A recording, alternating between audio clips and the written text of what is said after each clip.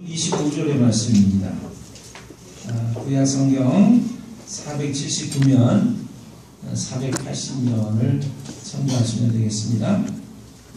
사무엘하 12장 24절로 25절의 말씀 찾아서 함께 좀 읽도록 하겠습니다.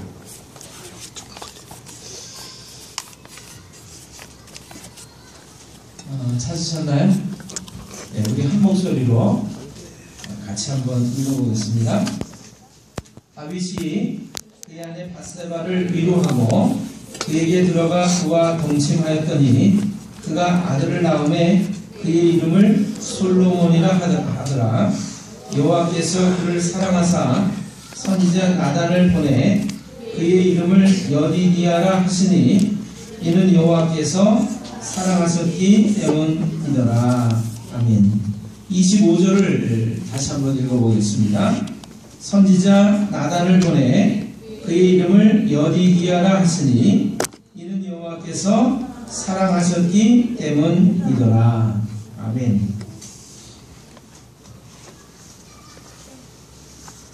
오늘 아침 일찍 일어나서 제 아내하고 이야기를 좀 하게 됐는데요. 제가 그런 얘기를 좀 했어요. 당신은 어처구니가 없다라고 말할 때 어처구니가 뭔지 알아? 그랬어요. 여러분 어처구니가 없다라는 말 들어보셨죠? 어처구니가 뭔지 아세요? 아시는 분? 맷돌. 예. 어떻게 그렇게 잘 아세요? 예.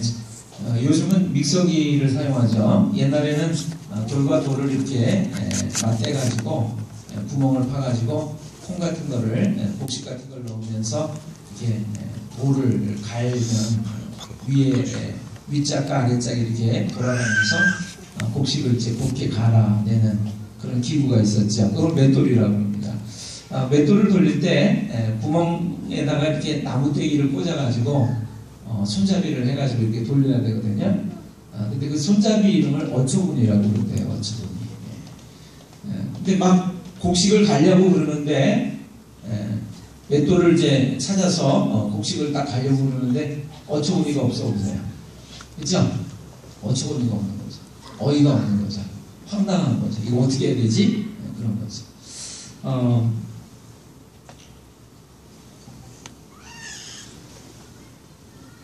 오늘 함께 나눌 하나님의 말씀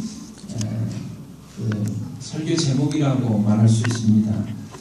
이렇게 돼 있어요. 나는 소중하고 존귀한 사람입니다. 이렇게 돼 있어요. 여러분 한번 스스로를 향해서 그렇게 얘기를 해보겠습니다. 나는 한번 해보세요. 나는 소중하고 존귀한 사람입니다.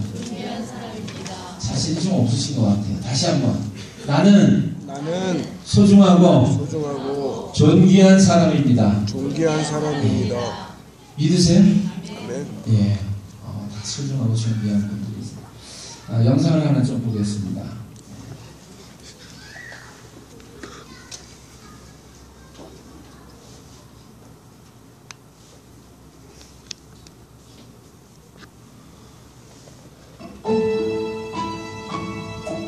대한민국에서 여자로 태어난 이상 쉽게 할 수 없는 말, 타인의 인정이 있어야만 할 수 있는 말, 그렇게 스스로 인색해져 버린, 하지만 결코 잊어서도 아껴서도 안 되는 말. 이제 이 작은 말을 시작해 봅시다. 말은 순간 사실이 되고 그것이 곧 현실이 되는, 당신의 존재를 일으켜 세우고 진정한 당신을 발견하게 되는 이 힘있는 말을 꺼내봅시다.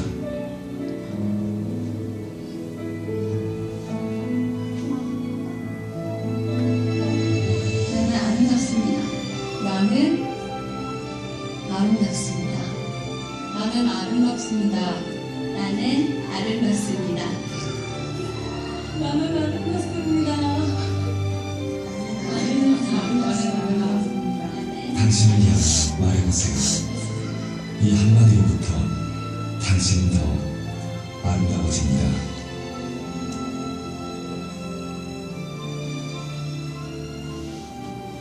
SK2 오늘도 여러분이 광고를 하나 보셨어요. 근데 마음을 울리지 않습니까? 작은 말 한마디. 나는 아름답습니다. 나는 소중하고 존귀한 사람입니다. 남들이 그렇게 인정을 해줘야 그렇게 말할 수 있는 거지가 아니라 내가 먼저 나를 그렇게 인정하는 거예요. 나는 아름답습니다. 나는 소중하고 존귀한 사람입니다. 다시 한번 해보겠습니다, 여러분. 아름다워지고 행복해지는 말입니다. 나는 소중하고 존귀한 사람입니다. 한번 해보겠습니다. 시작! 나는 소중하고 존귀한 사람입니다. 아멘. 아멘. 맞습니다. 소중하고 존귀한 사람입니다. 다들 아시겠지만 지난 주간에는 참으로 충격적인 사건과 사고들이 많이 있었던 참담한 주간이었습니다. 여러분 아시는 대로 우리가 외국처럼 총을 함부로 소지하고 다닐 수 없기 때문에 미국 같은 나라, 필리핀 같은 나라에 비해서 상대적으로 무지 안전하다고 하는 우리나라에서 총기 사고가 있었어요. 총을 가지고 사람을 죽이고 자신도 자살해 죽는 그 충격적인 사건들이 우리 가까운 데서 세종시에서도 있었고 경기도 화성에서 두 곳에서 연이어서 일어났습니다. 범인 중 한 사람은요 50대의 나이고요. 저와 같은 나이입니다. 또 한 사람은 70대 노인이었습니다.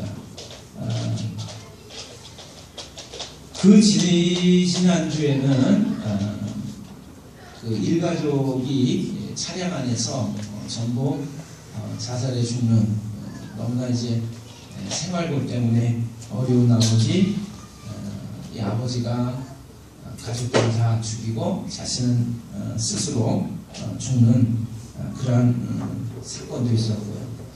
또 동일한 시간인데 25일날 일어났던 사건 중에 하나는 서울의 그 도곡동이라고 하는 곳에 사는 한 88세 할머니 한 분이 두 손이 묶인 채로 돌아가신 주검이 발견이 됐어요.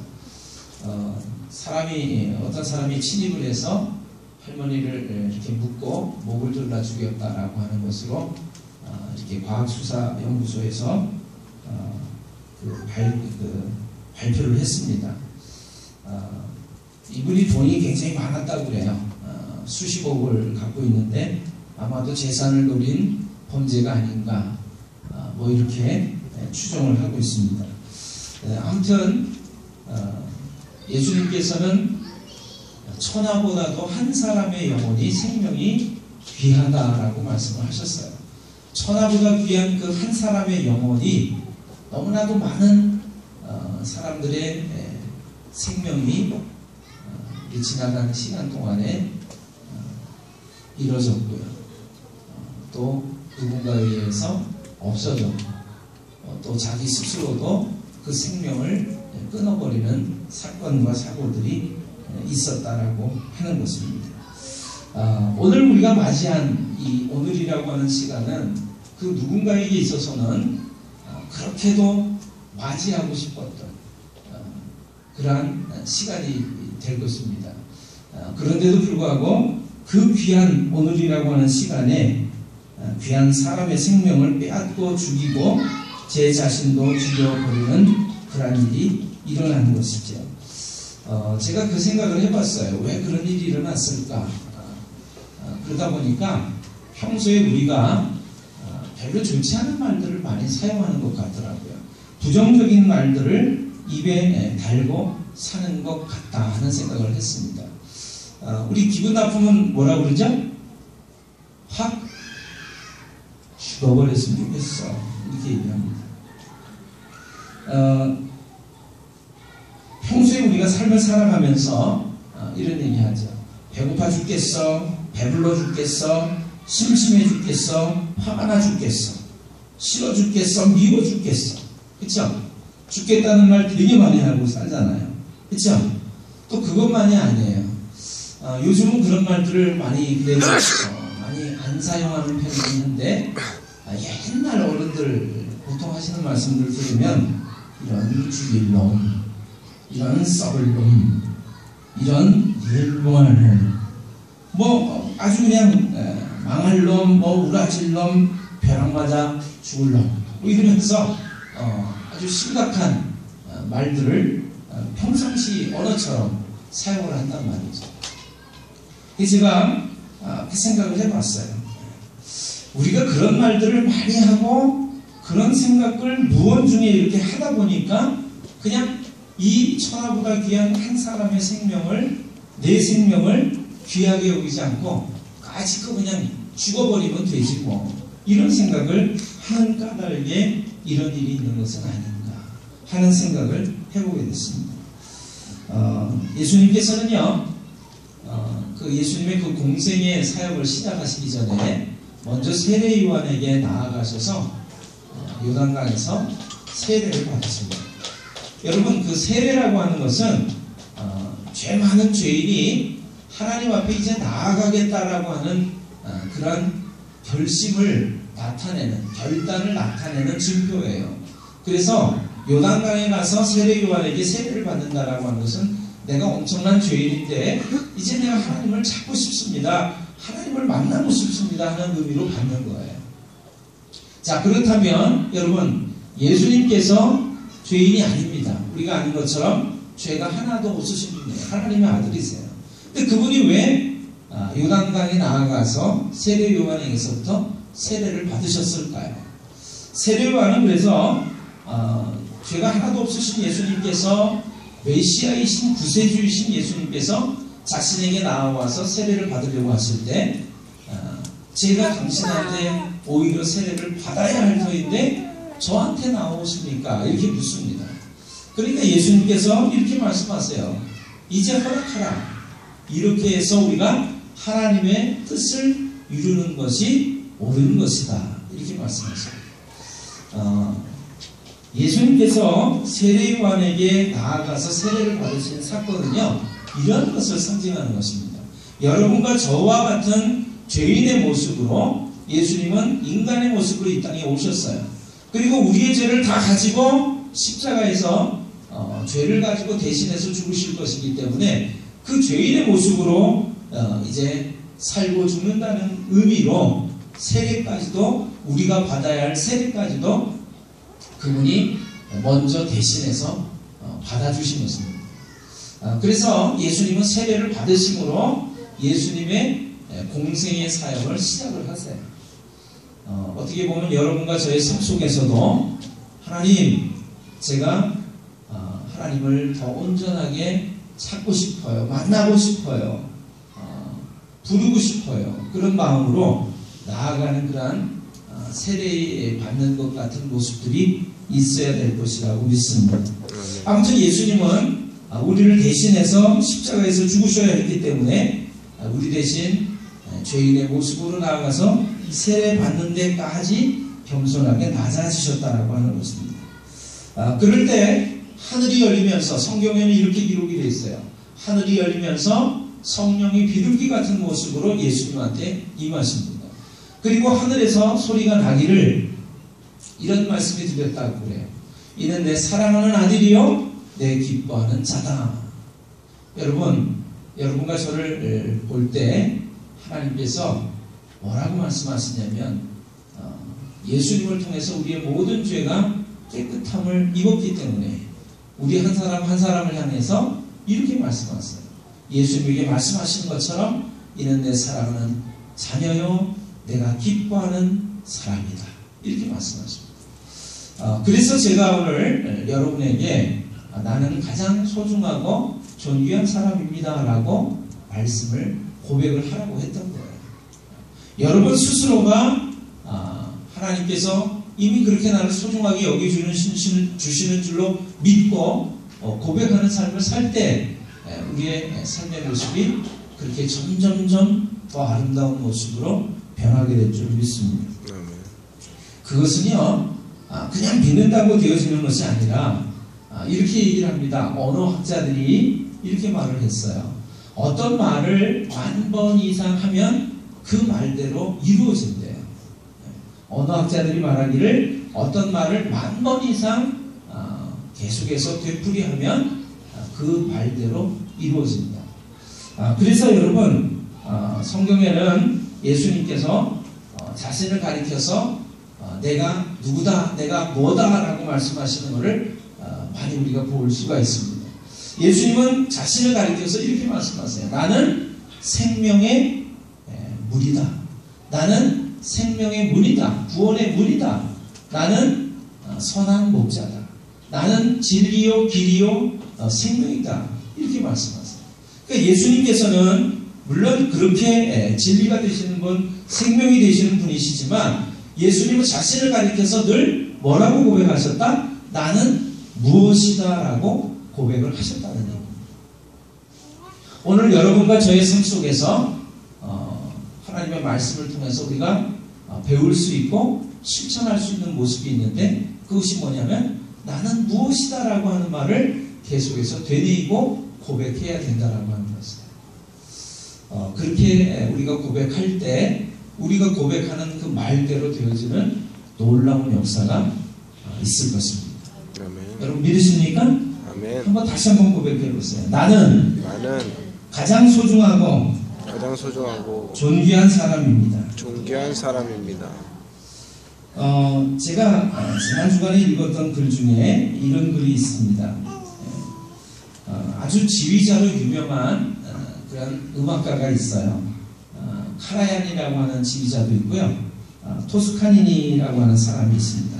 이 토스카니니는요, 소년 시절부터 아주 음악적인 재질이 특출했던 사람이었다고 해요. 그런데 한 가지 단점이 있었어요. 이 사람은요, 눈이 심이 나쁜 근시 아니었어요. 그래서 시력이 좋지를 않아가지고 이렇게 악보를 보려고 그러면은 악보가 제대로 보이지를 않는 거예요. 그래서 이 아마 토스카니니가 믿음의 사람이었던 것 같습니다. 기도를 했어요. 이렇게 기도를 했대요. 하나님, 제 눈을 밝게 해주세요.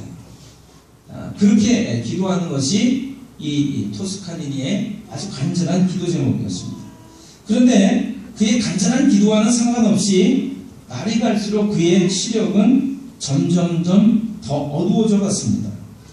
그래서 이 사람은 너무나 실망을 했어요. 왜 하나님의 응답이 없을까? 날이 갈수록 시력은 점점 더 떨어져서 마침내 악보를 간신히 볼 수밖에 없는 정도에까지 이르게 됐습니다. 그런데 하나님께서는요, 이 사람에게 악보를 송두리째 외울 수 있는 그런 놀라운 암기력을 주셨어요. 그래서 눈이 나빠서 악보를 볼 수 없는 대신에 이 토스카니니는 악보를 송두리째 외워가지고 첼로 연주를 했답니다. 그런데 중요한 연주회를 하는 어떤 날 갑자기 지휘자가 병으로 누워서 지휘를 할 수 없게 된 거예요. 그때 임시로 이 악보를 송두리째 외우고 있는 이 토스카니니가 지휘자로 나서게 됐습니다. 악보를 모두 외우는 그로서는 아주 자신있게 지휘를 할 수가 있었던 것이죠. 그리고 그는 마침내 그 유명한 지휘자로 명성을 떨치게 됐습니다. 그때서 이 토스카니니는 비로소 하나님께서 자신에게 시력을 회복시켜 주지 않으신 그 높은 깊은 뜻이 있다는 것을 알게 됐다라고 해요. 그래서 그는 이렇게 비로소 고백을 했답니다. 나는 한때는 실망하기도 했지만 어두운 눈을 주신 하나님께 감사를 드립니다. 하나님은 그 즉시로 기도를 응답하지 않으셨지만 언제나 더 좋은 것을 주시려고 기다리시는 분이라는 것을 알게 되었습니다. 여러분 한번 저를 따라해 보실까요? 하나님은 늘 오르십니다. 늘 오르십니다. 하나님은 늘 오르십니다. 우리가 생각할 때는요, 하나님 왜 이렇게 빨리 기도응답 안 해주세요? 왜 이런 일이 생기는 거예요? 왜 이렇게 힘들고 어렵죠? 근데 하나님은 우리를 향하신 더 깊으신, 더 높으신 뜻과 계획을 갖고 계십니다. 그래서 항상 더 좋은 것을 주시려고 준비하고 계십니다. 많은 사람들은 그 하나님의 놀라운 뜻과 계획을 이해하지 못한 채 불평과 불만으로 생을 마감하기도 합니다. 오늘 여러분과 저의 입술에서 하나님께서 우리에게 말씀하시는, 우리에게 들려주시는 그 긍정적인 말들, 그게 뭐냐면 나는 가장 소중하고 존귀한 사람이다. 여러분, 제가 사무엘 하에 있는 말씀을 여러분과 함께 읽었는데 솔로몬이라고 하는 사람이 태어났어요. 이 솔로몬의 원래 뜻은요, 샬롬이라고 하는 이스라엘의 인사말에서 근거한 이름입니다. 그래서 솔로몬이라는 말은 평강이라는 뜻이에요. 평강. 그런데 이 솔로몬이 태어나기 전에 어떤 사건이 있었냐면 다윗이라고 하는 아주 위대한 성군이 있었죠. 이스라엘의 두 번째 임금입니다. 그런데 이 위대한 임금이 어느 날 실수를 합니다. 아름다운 한 여인을 보고 범죄를 하게 되는 거죠. 어느 정도의 범죄냐면 그냥 그 여인을 사랑해서 그 여인을 데리고 와서 아내 삼는 정도가 아니에요. 그 여인은 남의 아내였어요. 그래서 어떤 계획을 꾸미냐면 그 아내를, 남의 아내를 내 여자로 만들려니까 남편을 없애야 되는 것이거든요. 그래서 그 남편을 전쟁터에 앞장세워서 죽게 만듭니다. 그리고 그 여인을 자신의 부인으로 삼아요. 여러분, 그 위대했던 임금 다윗도 실수하고 잘못을 해가지고 삶을 살게 됐을 때 하나님께서는 징벌을 하십니다. 그 여인과의 사이에서 태어난 아이가 죽도록 만드셨던 것이죠. 얼마나 절망하고 낙심하고 힘들었을까요? 자신의 삶이 어떻다라고 하는 것을 하나님께서 너무나 여실히 보여준 것이기 때문에 그렇습니다. 그 사건을 통해서 다윗은 아마도 힘들고 어려운 시간들을 보냈던 것 같아요. 그런데 다행스러운 것은 다윗은 하나님의 그 징벌과 하나님의 그 야단치심을 깨닫고 하나님 앞에 내가 죄를 지었습니다. 제가 죽일 인간입니다. 죽을 놈입니다. 라고 고백을 합니다. 죄인인 것을 고백한다라고 하는 것이죠. 하나님이 그래서 죄인인 것을 고백하고 부족한 것을 고백한 이 다윗을 회복시켜 주시고 다시금 새로운 자식을 허락하시는데 그 자식이 바로 솔로몬이라고 하는 우리가 알고 있는 평강의 임금이라고 불려집니다. 세계에서 가장 부자면서 지혜로 이름난 솔로몬이라고 하는 아들이 태어나는 것이죠. 하나님께서는 그 솔로몬이 태어난 것을 기뻐하시면서 그 솔로몬을 너무나 사랑하신 까닭에 그 솔로몬에게 이름을 새롭게 지어주십니다. 여디디아라는 이름을 지어주세요. 여디디아. 이 여디디아라고 하는 것은 뭐냐면 하나님께 사랑을 입은 사람이다. 하나님의 사랑을 받는 사람이다. 그런 뜻이에요. 오늘 여러분과 저는 예전에는 죄인으로 살았던 심판받고 지옥에 갈 수밖에 없었던 그런 사람이었을는지 모르지만 지금은 전혀 다른 사람이 됐습니다. 예수님을 통해서 우리 모두는 여디디아가 된 것이지. 하나님의 사랑을 받는 사람이 된 것입니다. 하나님의 그 너무나도 놀라운 은혜와 사랑을 입고 사는 사람들이 된 것이지. 여러분 믿으십니까? 그래서 저는 그런 생각을 하는 거예요. 여러분과 저의 입술에서 하나님, 저는 하나님의 사랑받는 사람이에요. 여디디아예요. 저는 가장 소중하고 존귀한 사람이에요.